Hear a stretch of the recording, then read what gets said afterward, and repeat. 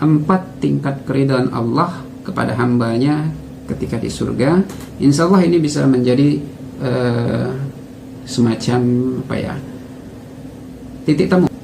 Tidak ada satu perbuatan pun yang dilakukan seorang hamba dalam rangka mencari ridha Allah kecuali pada hari kiamat nanti akan memegang tangannya dan tidak akan berpisah dengannya hingga memasukkannya ke dalam surga. Kebayang seperti apa ini? Bismillahirrahmanirrahim. Assalamualaikum warahmatullahi wabarakatuh. Alhamdulillahirrabbilalamin. Wabinasta'in ala umur dunia waddin. Sallallahu ala nabina Muhammadin wa ala alihi wa sahbihi ajma'in. Amma ba'd. Saudara-saudariku kaum muslimin muslimat dimanapun berada, yang insyaallah pada kesempatan ini kita dalam keadaan sehat walafiat, tidak kurang suatu atau apapun, serta dalam limpahan rezeki karunia, hidayah dan rahmat dari Allah Subhanahu wa taala. Pada kesempatan ini kita akan membahas tentang 4 tingkat keridhaan Allah kepada hambanya. Yaitu di sini kita akan menggambarkan bagaimana ada 4 tingkatan hamba Allah ketika nanti di hari kiamat, ketika nanti di surga. Ini menggambarkan tingkat keridhaan Allah. Dan apa maksud daripada pembahasan kita ini?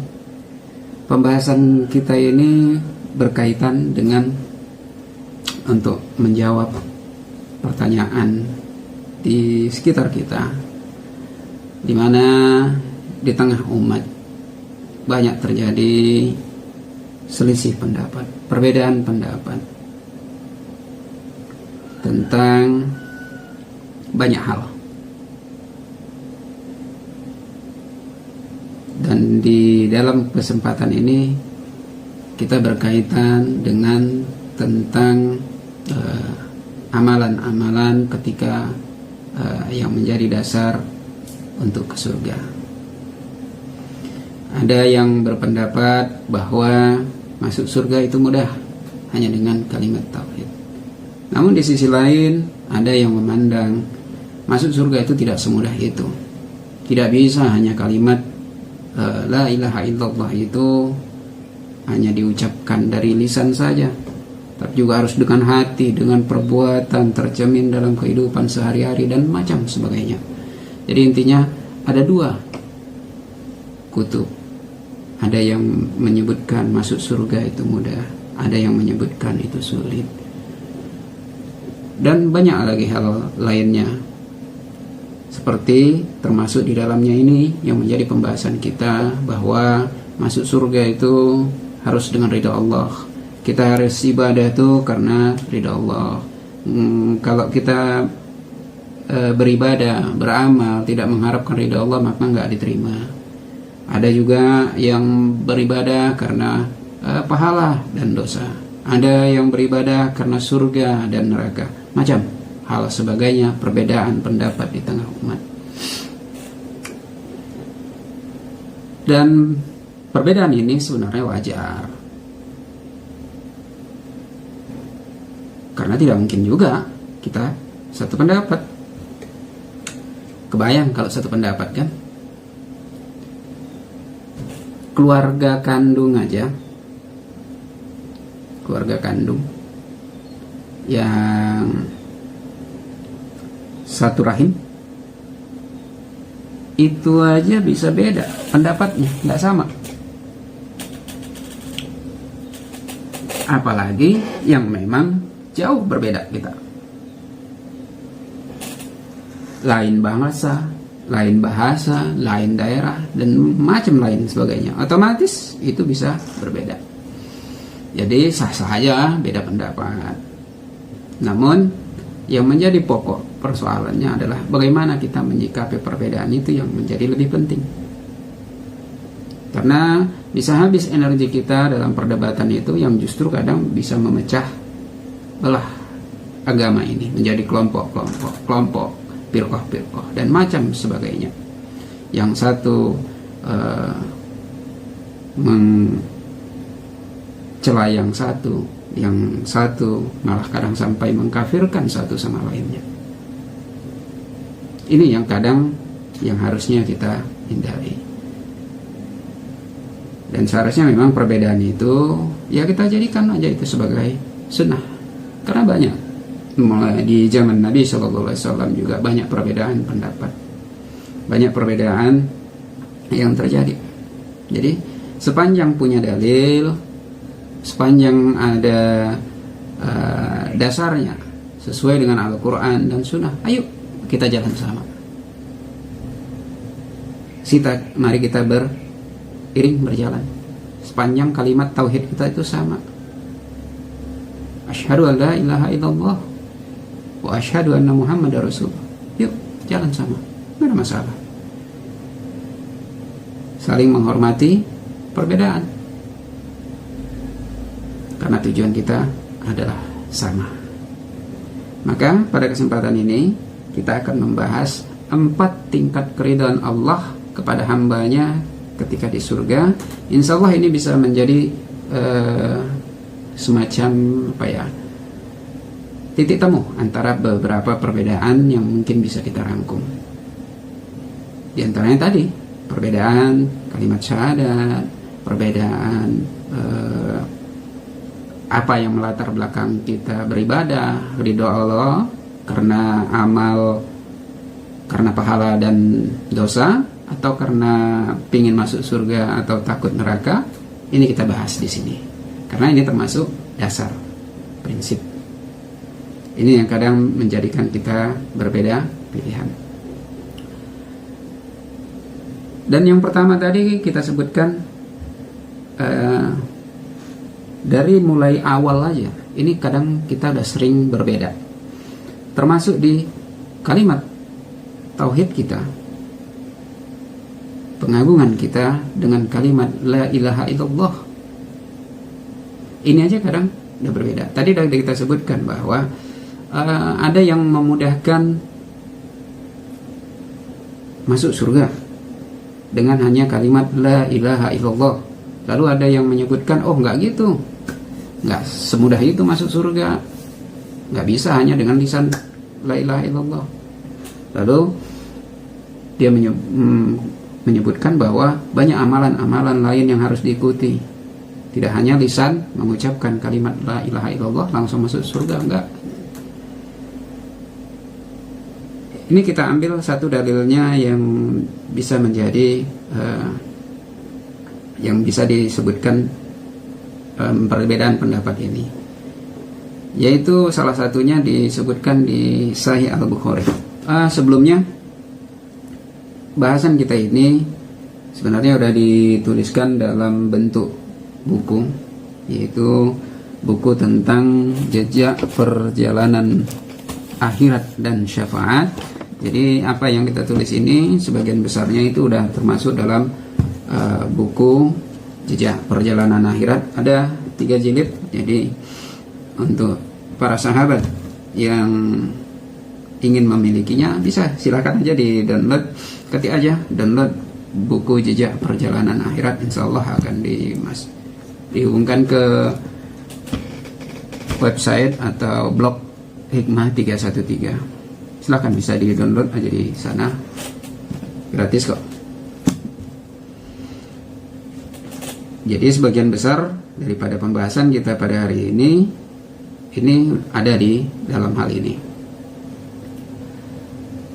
Dan kembali kita ke bahasan tadi, bahwa yang pertama yang menjadi perbedaan di antara kita, di antaranya itu adalah kalimat la ilaha illallah. Disebutkan di Sahih Al-Bukhari nomor hadis 5379 bahwa disebutkan bahwa ma min abadin qala la ilaha illallah summa mata ala zalika illa dakhalal jannah.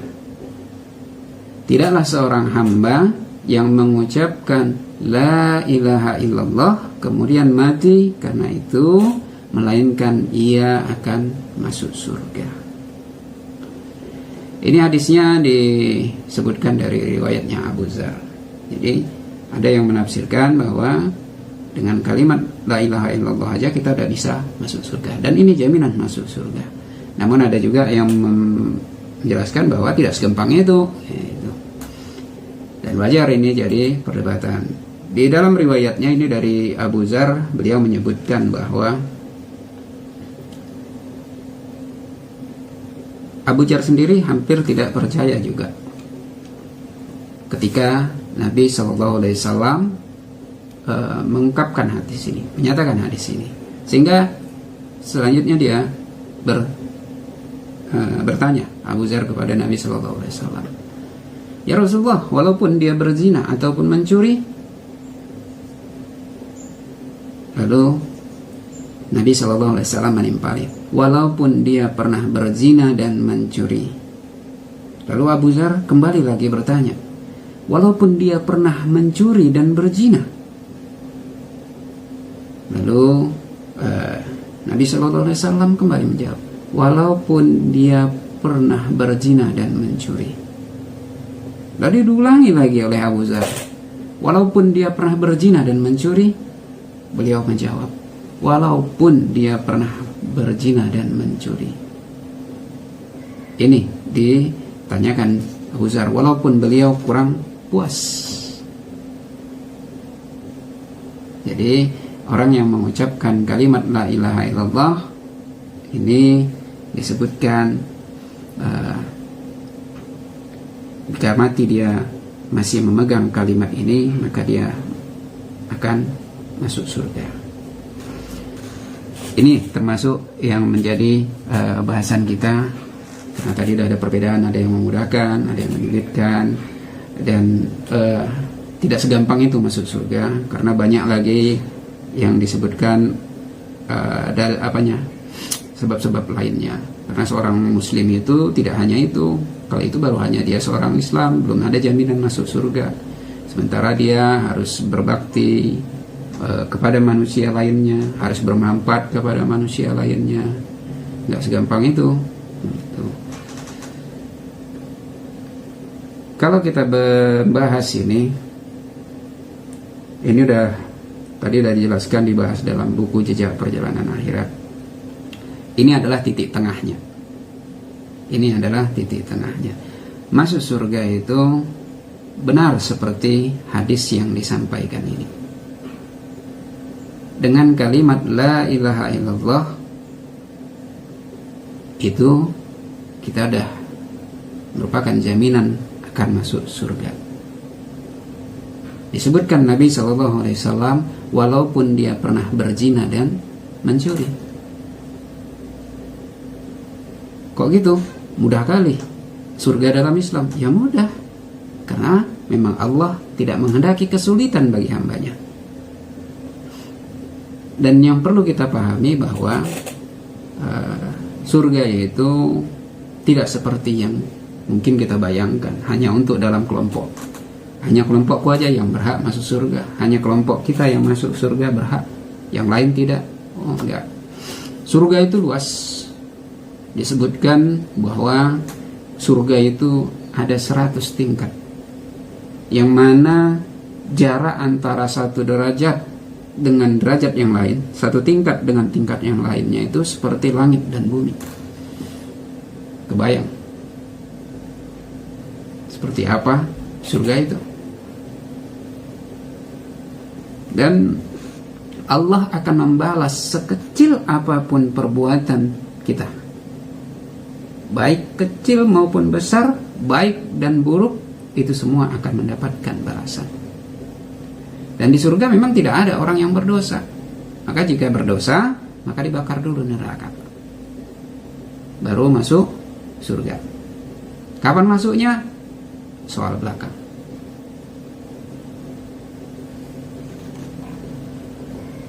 Dan konsep dasar dalam Islam, di mana manusia diciptakan, itu disebutkan di surat Al-Baqarah, disebutkan bahwa kita itu diciptakan untuk menjadi seorang khalifah. A'udzubillahi minasyaitonir rajim. Wa iz qala rabbuka lil malaikati inni ja'ilun fil ardi khalifah. Ingatlah ketika Tuhanmu berfirman kepada malaikat, sungguhnya aku hendak menjadikan seorang khalifah di muka bumi. Ayat ini menjelaskan bahwa manusia itu ciptakan untuk menjadi khalifah di bumi, menjaga kehidupan di bumi, menjaga hubungan antara sesama manusia, yang kita sebut juga ini sebagai hablum minallas. Lalu yang kedua, manusia itu diciptakan sebagai hamba Allah. Wa ma khalaqtul jinna wal insa illa liya'budun. Dan aku tidak menciptakan jin dan manusia melainkan supaya mereka mengabdi kepadaku. Ini di surat Al-Zariyat. Dan ini yang kita kenal kadang dengan sebutan hablum minallah. Dan keduanya ini berkaitan.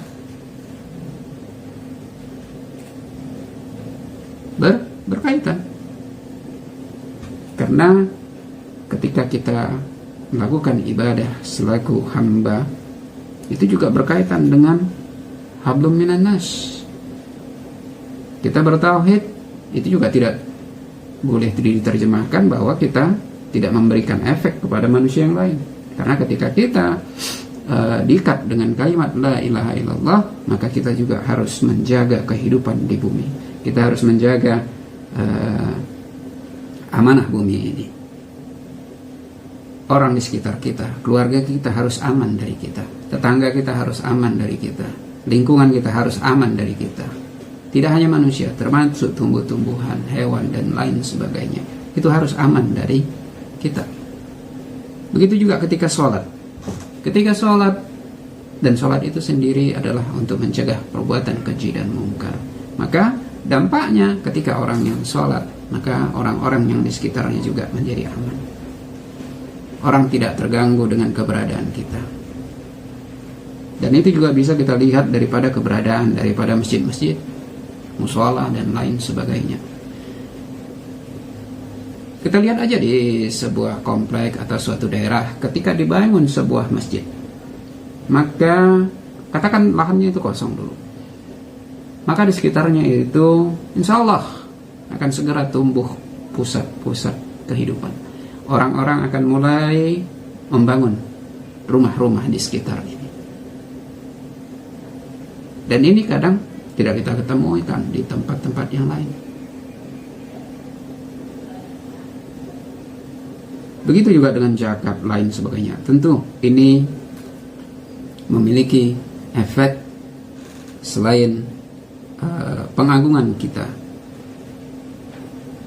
sembah kita, ibadah kita selaku hamba Allah, itu juga merupakan bagian daripada perwujudan bagaimana kita menjaga kehidupan di bumi. Kedua hakikat ini, baik sebagai khalifah, baik sebagai abdi Allah, ini akan diminta pertanggungjawaban oleh Allah di akhirat. Dan hasilnya, ujungnya, kembali kita di ujungnya. Kalau kita bicara pertanggungjawabannya tentu panjang. Di dunia juga kita udah dimintai pertanggungjawaban banyak. Kita yang diingatkan Allah melalui sakit, melalui ingatan, itu adalah bentuk ujian.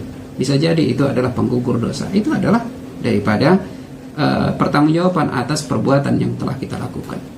Masuk kita ke alam kubur, masuk kita ke alam mahsyar, masuk kita ke padang mahsyar. Semua itu ada pertanggungjawaban kita masing-masing.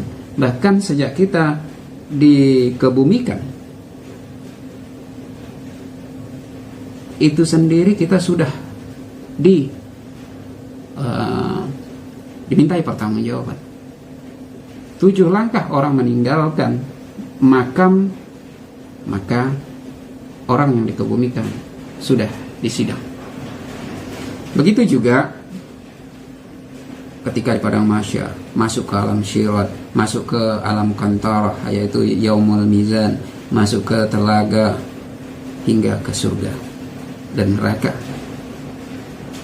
Dan di sini kita bahas 4 tingkatan ridha Allah ini di surga.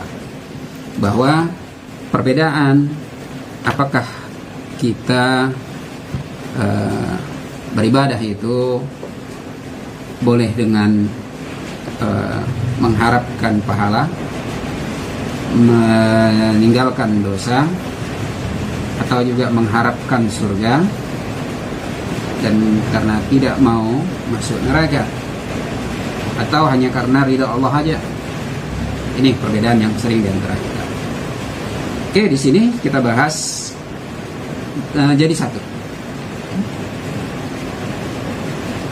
bahwa tingkat ridha Allah kepada seorang hamba itu tergambar di mana dia ditempatkan surganya.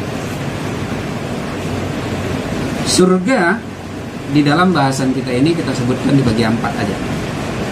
Ini ada di surat, disebutkan dalam surat Ar-Rahman, bahwa disebutkan waliman khafa maqama rabbih jannatan, dan bagi orang-orang yang takut menghadap Tuhannya ada 2 surga. Wa min dunihima jannatan, ini ada disebutkan di ayat 62-nya, dan selain 2 surga itu ada 2 surga lain. Jadi di 46 dan di 62 tadi ada 4 surga, dan 4-nya ini akan kita gambarkan tingkat keridhaan Allah kepada hambanya.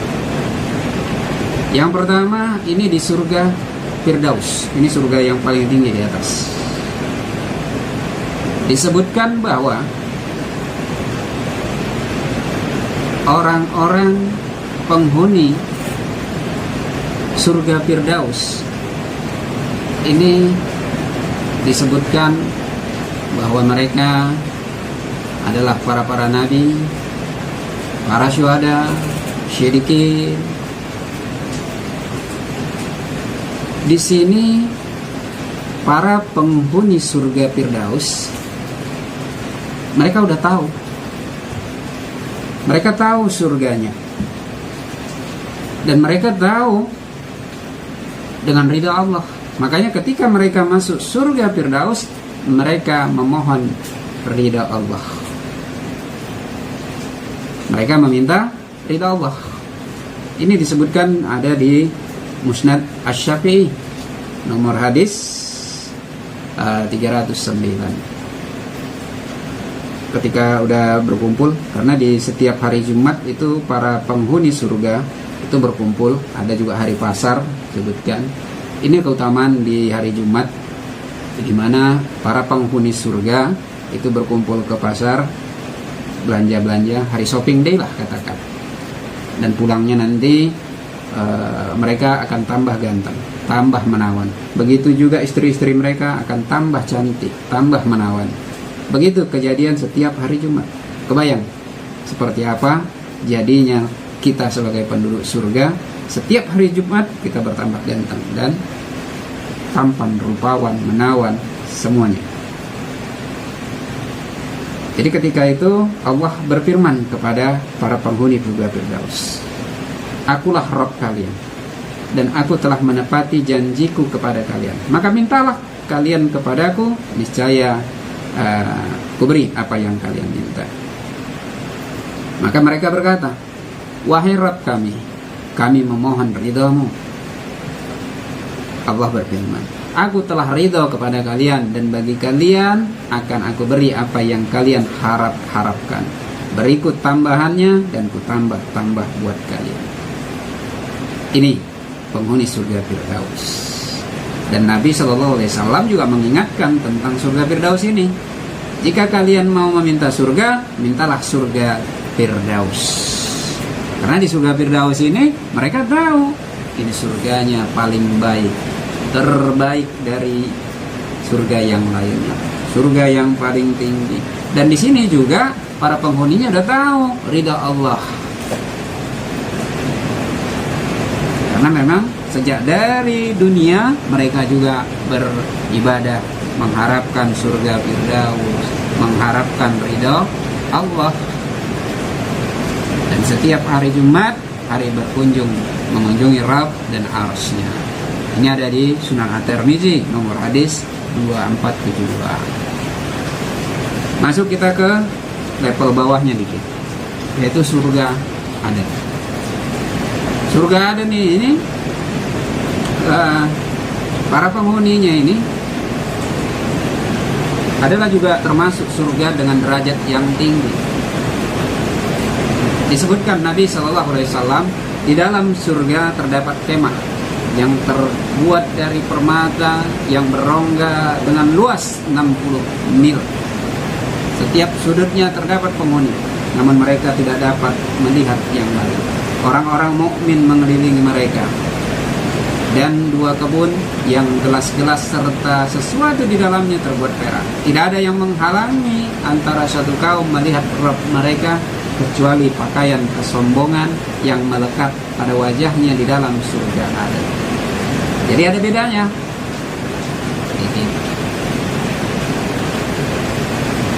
Para penghuni surga Aden, mereka bisa melihat Allah kecuali pakaian kesombongan yang melekat pada wajah Allah. Ini yang membatasi daripada penghuni surga Aden.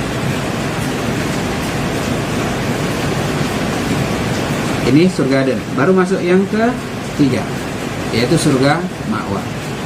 Surga Ma'wa ini mereka tahu surganya, tapi mereka tidak tahu dengan ridha Allah. Jadi biasanya ini yang beramal, beribadah, mengharapkan pahala Allah, mengharapkan surga, tapi mereka kadang tidak sadar bahwa mereka beribadah tidak mengharapkan ridha Allah, sehingga ketika nanti di akhirat mereka terkejut, mereka tidak tahu ketika memang ada ridha Allah. Ini ada disebutkan di Sahih Muslim, disebutkan dari riwayatnya Suhaib radhiyallahu anhu bahwa Nabi SAW bersabda, bila penduduk surga telah masuk surga, maka Allah berfirman, apabila kalian ingin sesuatu yang perlu aku tambahkan kepada kalian. Lalu mereka menjawab, bukankah engkau telah membuat wajah-wajah kami putih? Bukankah engkau telah memasukkan kami ke dalam surga dan menyelamatkan kami dari neraka? Lalu Nabi SAW bersabda, lalu Allah bukakan hijab pembatas. Lalu tidak ada satupun yang dianugerahkan kepada mereka yang lebih dicintai daripada anugerah memandang Rabb mereka. Jadi, apa artinya ini? Penghuni surga Ma'wa ini, mereka tahu surganya, tapi mereka tidak tahu ada ridha Allah yang Allah akan berikan. Sehingga ketika disingkapkan, baru mereka sadar ternyata ada yang mereka lebih sukai dan lebih menyejukkan pandangan mata. Jadi, padahal surga itu sudah menyejukkan mata, yang tidak bisa kita bayangkan, tidak pernah terbesit, tidak pernah terlihat oleh mata. Tapi ketika Allah bukakan hijabnya, mereka merasa itu lebih mereka sukai, lebih menyejukkan mata-mata mereka. Ini daripada surga Ma'wa. Lalu surga Darussalam yang bawahnya lagi, yaitu surga yang keempat, mereka tidak tahu surga Allah. Jangankan ridha Allah, surga Allah aja mereka tidak tahu. Ini kelompok yang terakhir. Itu hanya hadisnya. Kalau kita baca hadis yang berkaitan dengan orang-orang yang terakhir keluar dari neraka dan terakhir masuk surga, ini akan ketemu hadis-hadis seperti ini. Ada di Sahih Muslim nomor hadis 269, disebutkan bahwa ketika setelah dari jatuh para orang-orang kafir di dalam neraka di jembatan Sirat, sehingga ketika orang-orang mukmin terbebas dari neraka, maka demi zat Nabi SAW yang berada di tangan Allah, maka para penghuni surga memohon kepada Allah agar saudara-saudaranya yang ada di neraka untuk dibebaskan. Ya Rob, mereka sholat bersama kami. Ya Rob, mereka berpuasa bersama kami. Ya Rob, mereka berhaji bersama kami. Tapi begitu mereka diberikan izin memberikan syafaat, maka mereka melihat saudara-saudara mereka dalam bentuk yang hitam kelam, gosong, terbakar api neraka. Ada yang terbakar kakinya sampai betisnya, sampai lututnya, hitam gosong. Jadi ini orang-orang yang dikeluarkan dari neraka. Dan yang terakhirnya, kemudian Allah mengeluarkan suatu kaum yang tidak pernah sama sekali melakukan kebaikan, dan mereka sudah berbentuk seperti arang hitam, dan kemudian Allah lemparkan mereka ke dalam sungai, yaitu sungai kehidupan di surga, yang kemudian ketika mereka disiramkan, mereka akan tumbuh seperti tumbuhan. Jadi ketika mereka sudah Allah merdekakan, Allah masukkan ke dalam surga, mereka tanpa amalan dan kebaikan sama sekali. Lalu Allah berfirman kepada mereka, masuklah kalian ke dalam surga. Apa yang kalian lihat, maka itu yang kalian miliki. Lalu mereka menjawab, karena mereka nggak tahu. Jangankan ridha Allah, surganya aja mereka nggak tahu. Maka mereka menjawab, wahai Rabb kami, sungguh kami telah memberikan, Engkau telah memberikan kepada kami sesuatu yang belum pernah Engkau berikan kepada seorang pun dari penduduk bumi. Lalu Allah berkata, apa yang telah kami siapkan untuk kalian lebih baik dari ini semua. Lalu mereka kembali berkata, wahai Rob, apa yang lebih baik dari ini semua? Allah menjawab, ridhoku, selamanya aku tidak pernah murka kepada kalian. Ini bedanya. Apa bedanya? Ridha Allah mereka nggak tahu, surga Allah aja mereka nggak tahu, apalagi ridha Allah. Ridha Allah di sini kepada penduduk surga paling bawah, kepada orang-orang yang terakhir masuk surga, itu adalah berupa Allah tidak lagi murka kepada mereka. Dan dalam hadis lain banyak ini diceritakan tentang orang-orang terakhir ini. Salah satunya kita ambil lagi kisah dari orang-orang yang masuk surga terakhir. Ini ada di hadis Sahih Al-Bukhari nomor hadis 764. Kita ambil aja yang di ujungnya dekat pembahasan tentang orang yang terakhir masuk surga. Dan yang tinggal hanyalah orang yang berada di antara surga dan neraka. Dan dia adalah orang yang terakhir memasuki surga di antara penghuni neraka yang berhak memasukinya. Dia sedang menghadapkan wajahnya ke neraka seraya berkata, ya Rob, palingkanlah wajahku dari neraka. Sungguh anginnya neraka telah meracuni aku, dan baranya telah memanggang aku. Lalu Allah berfirman, apakah seandainya kamu diberi kesempatan kali yang lain, kamu tidak akan meminta yang lain lagi? Lalu orang itu menjawab, tidak, demi kemuliaan-Mu ya Allah. Maka Allah kabulkan. Maka Allah berikan kepadanya janji dan ikat perjanjian sesuai apa yang dia minta tadi. Maka Allah palingkan wajah orang itu dari neraka.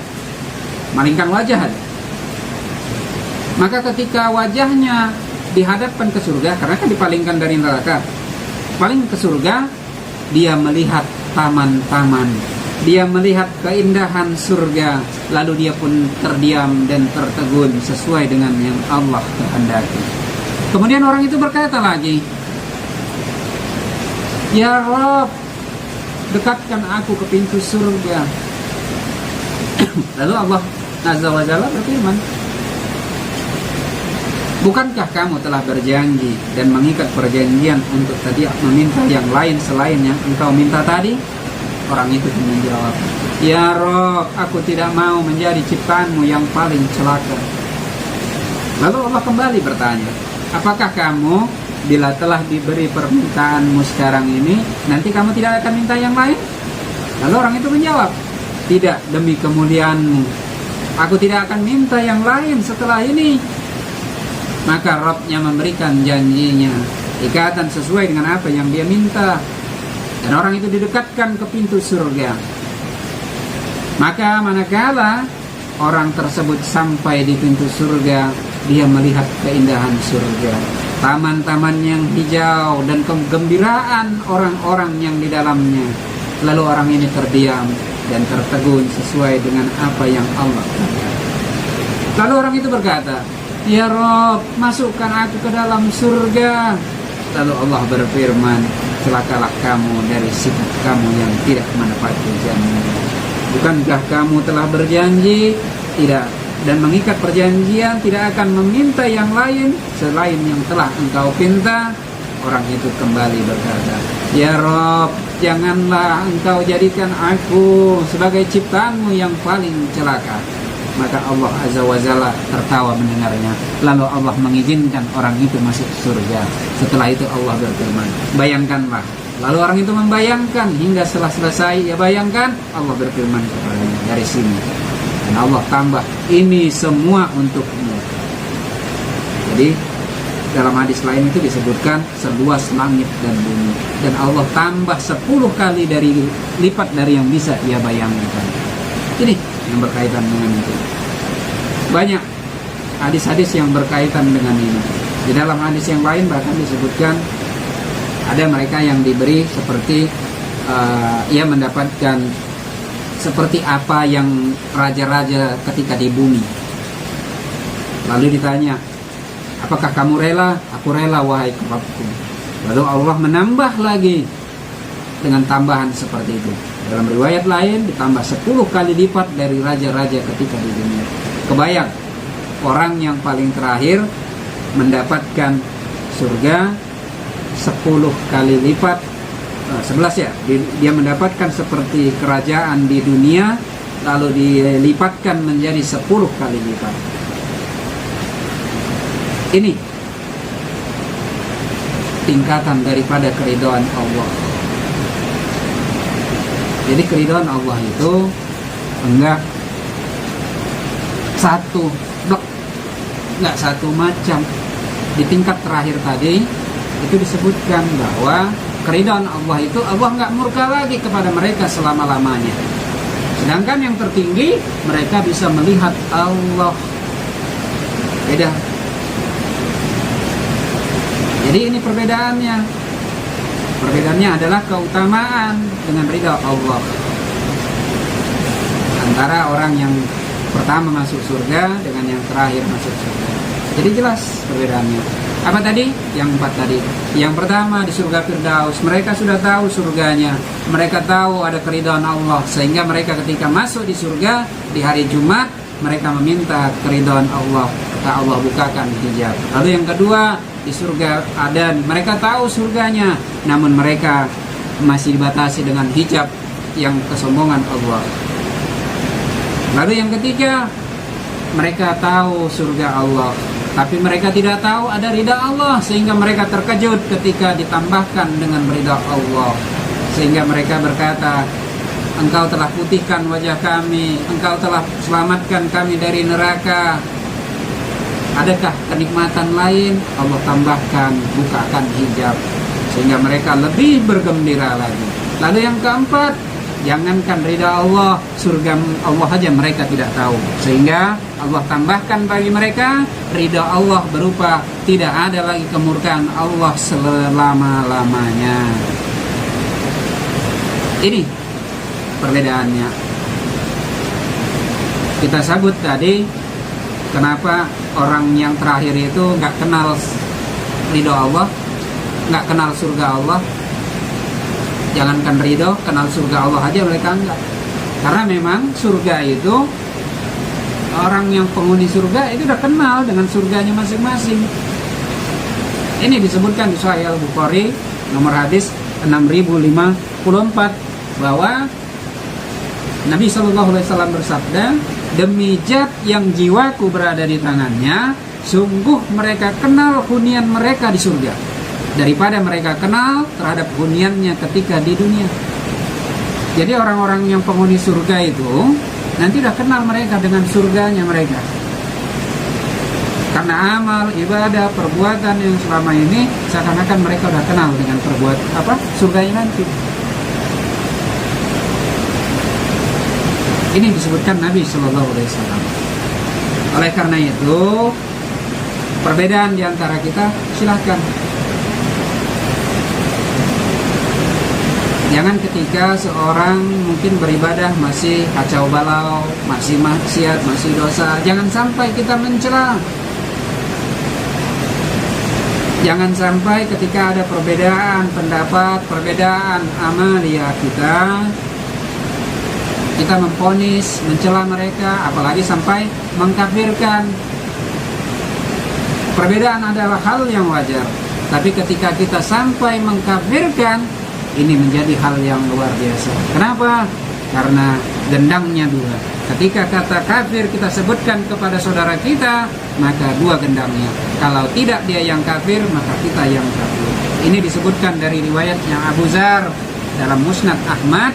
Ia menyebutkan bahwa ia mendengar Nabi SAW bersabda, janganlah seorang laki-laki menuduh fasik atau kafir kepada orang lain. Jika orang yang dituduh tidak sebagaimana ia tuduhkan, maka kata-kata itu akan kembali kepada orang yang membuat ketuduhan. Banyak dalil seperti ini. Jadi orang masuk surga dalam Islam itu jelas. Hanya dengan kalimat la ilaha illallah itu aja udah bisa masuk. Tentu surganya yang mana dulu? Surga tadi ada 100 tingkat. Ya memang ada surga yang terbaik. Ya tergantung daripada amal kita. Kalau amal perbuatan kita aja masih jauh melenceng, mana mungkin bisa kita sama surganya dengan surga para sahabat, yang mana mereka mengimpakkan semua harta, mengimpakkan jiwa, raga, harta dan semuanya untuk kepentingan dakwah Islam. Mana pula mungkin dengan sama kita.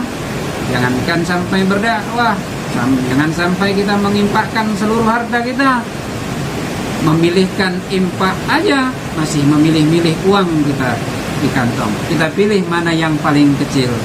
Bagaimana bisa kita sama seperti mereka? Ini yang harus kita sadari. Surga itu ada 100 tingkat. Namun ketika Nabi SAW menyebutkan kalimat la ilaha illallah sudah merupakan jaminan, ya benar. Walaupun dia berzina, ya. Walaupun dia mencuri, ya benar. Tapi kapan itu mereka bisa masuk surganya? Tentu jangan ditanya kapan mereka masuk surganya, karena mereka keluar karena syafaat, karena mereka keluar karena syafaat Nabi SAW. Mereka bisa keluar karena syafaat para malaikat, syafaat para nabi, syafaat orang-orang mukmin. Dalam buku ada udah kita bahas, bahkan orang-orang yang terakhir itu bisa mencapai puluhan juta tahun di neraka dulu dibakar, dibersihkan dosa-dosanya, baru bisa masuk ke surga. Makanya jangan ditanya kapan mereka keluarnya, kapan mereka masuk surganya. Setelah dibalas semua perbuatan dosanya, baru dia bisa masuk surga. Itu bedanya. Sehingga pesan yang kedua tadi, jangan sampai kita mengkafirkan, mencela, menghina, apalagi sampai mengkafirkan saudara-saudara kita yang berbeda, ataupun mungkin kita anggap masih ibadahnya sembrono dan lain sebagainya. Jangan sampai kita keluarkan kata kafir untuk mereka, karena ketika itu salah ucap, ketika dia tidak kafir, maka kita yang kafir. Kita jatuhkan harkat kita jatuhkan dah kita. Yang seyogianya kita beribadah mengharapkan ridha Allah, keluar kita dari bawah, jatuh kita ke bawah, kelompok masuk kita kelompok ketiga atau keempat. Dan pesan yang ketiga untuk kita yang mungkin saat ini masih bergelimang dosa dan maksiat yang gak bisa ditinggalkan, jangankan untuk berimpah dan lain sebagainya, untuk sholat aja kadang masih sulit. Tentu mari kita saling untuk meningkatkan ibadah kita. Yang sudah baik mari kita tingkatkan lebih baik, yang buruk mari jadikan lebih buruk. Yang mungkin masih meninggalkan, tetaplah berbuat baik, selalu untuk berbuat kebaikan. Karena disebutkan bahwa hakikat manusia tadi ada dua, sebagai khalifah dan sebagai abdi Allah. Kalau kita belum bisa sebagai abdi Allah, minimal kita sebagai khalifah menyingkirkan duri aral rintangan di jalan aja, itu udah tanda daripada kemukminan kita. Insya Allah itu bisa menjadi sebagai jalan kita untuk masuk surga. Pernah diriwayatkan dalam sebuah hadis ketika seorang PSK ya dari orang Yahudi atau pelacur lah di Yahudi, ya itulah gambarannya. Allah ampuni dia karena dia memberi minum seekor anjing. Kan ini perumpamaannya udah keras ini. Seorang PSK dari golongan Yahudi yang diberi minumnya seekor anjing. Anjing sama kita najis. Kalau kena itu najis kan? Jadi perumpamaannya udah 3 yang dasar. Tapi Allah ampuni ini, wanita ini Allah ampuni karena dia memberi minum seekor anjing. Cuman kalau kita tadi ngelihat, kita ikuti tadi alur daripada surga, kaidahnya kita paham Allah ampuninya ini kapan? Ya setelah selesai dosa-dosanya lain, setelah dibakar. Setelah berapa tahun? Juta tahun mungkin, nggak tahu kita. Allahu a'lam. Allah yang maha mengetahui. Makanya seburuk apapun perbuatan kita, sebesar apapun dosa kita, sebesar apapun maksiat kita, maka usahakanlah untuk selalu berbuat kebaikan dari hari ke hari. Hari ini harus lebih baik dari hari yang kemarin. Dan tetap usahakan kalau bisa jangan tinggalkan sholat. Kalaupun masih bolong-bolong, usahakan tetap sholat. Dan terus berusaha, meskipun kurang, meskipun dalam suatu kekurangan, terus berusaha untuk baik. Terus usahakan juga untuk mengharapkan ridha Allah. Dalam keadaan sempit, dalam keadaan maksiat, usahakan untuk selalu berusaha. Minimal dalam hati tanamkan, aku ingin lebih baik ya Allah, aku tidak mau terus berkelimpang dalam dosa ini ya Allah. Terus upayakan itu dalam hati. Karena orang, dan usahakan memang untuk mengharapkan ridha Allah. Ketika kita pun membantu tetangga kita, ketika kita membantu saudara kita, mungkin ada yang sedang berhutang, kita bayari hutangnya atau yang lain sebagainya, jadikan bantuan kita itu karena Allah. Karena orang yang mengharapkan ridha Allah tidak hanya di surga balasannya.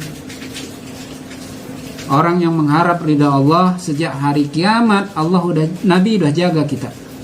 Ini disebutkan ada di Al-Mustadrak nomor hadis 212. Nabi SAW bersabda, demi zat jiwa Muhammad yang ada di tangannya, tangan Allah, tidak ada satu perbuatan pun yang dilakukan seorang hamba dalam rangka mencari ridha Allah kecuali pada hari kiamat nanti akan memegang tangannya dan tidak akan berpisah dengannya hingga memasukkannya ke dalam surga. Kebayang seperti apa ini? Orang yang mengharapkan ridha Allah, maka Allah akan tuntun, Nabi akan tuntun dia sampai masuk surga. Enak banget. Enak nggak? Jelas enak. Mudah-mudahan kita termasuk orang-orang yang bisa beribadah, beramal soleh, beribadah, mengharapkan ridha Allah. Dan insya Allah kita akan termasuk orang-orang yang dituntun Nabi SAW hingga ke surga. Amin ya rabbal alamin. Jadi itu 4 tingkat keridhaan Allah terhadap hamba ketika nanti di surga. Mudah-mudahan ini bisa menjadi pengurang tensi kita dalam berbeda pendapat, karena surga itu luas dan tidak terlintas oleh pikiran kita, belum pernah terlihat oleh kita. Dengan orang masuk surga itu sudah termasuk ridho Allah. Allah tidak lagi murka kepada kita, itu juga sudah ridho daripada Allah. Dan orang-orang yang terakhir hanya karena mereka masih berharap dengan Allah saja, Allah masukkan ke dalam surganya. Semoga kita termasuk dalam istiqomah, termasuk orang-orang yang mengharapkan ridhonya, sehingga kita termasuk orang yang mengetahui surga Allah, mengetahui ridho Allah, dan berkumpul di tempat surga dengan martabat yang tinggi. Amin ya rabbal alamin. Kurang lebih saya mohon maaf, kepada Allah saya mohon ampun. Adapun yang benar itu datangnya dari Allah, adapun yang salah itu kembali kepada diri pribadi saya sebagai hamba yang dhaif. Billahi taufiq wal hidayah. Assalamualaikum warahmatullahi wabarakatuh.